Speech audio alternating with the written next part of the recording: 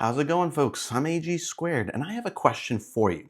Have you ever had an outlet that is loose and driving you crazy every time that you plug something into it, but that you've just basically accepted it because it didn't seem bad enough to do something about it? If so, this episode of my Moving into a New Home series is for you because you'll see just how easy it is to fix this. An outlet can be loose for one of two main reasons.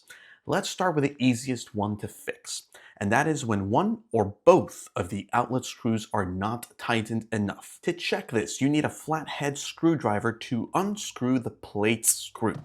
Safety first. Be sure to shut off the power at the circuit breaker before continuing. Once the plate is off, simply check to see if tightening the two screws as you see behind me does the trick. Once tightened, screw the plate back on and then test. This one is now fixed. Sweet. But the second potential issue requires one extra step.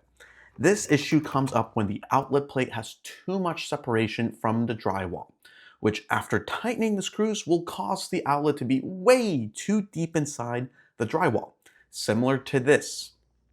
The fix, you ask, is still very easy with the use of these outlet spacers. These are awesome.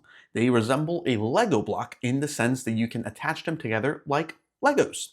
All you need to do is see how deep that gap is between the outlet and the wall when you push that outlet into it. This will determine whether you need 1, 2, 3, or several spacers to address that gap. Then you simply fold them together and feed them between the gap, making sure that the hole is facing down. This will allow the spacers to sit tightly on top of the screw. You will want to press the spacer down onto the screw until you feel it click onto it. Once done, you'll be able to screw the outlet back on. Screw the plate back, and that's all there is to it, folks.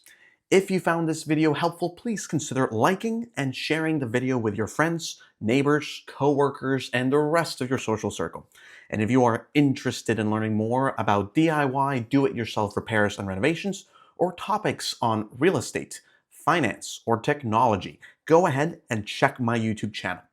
What other issues do you have in your home or apartment?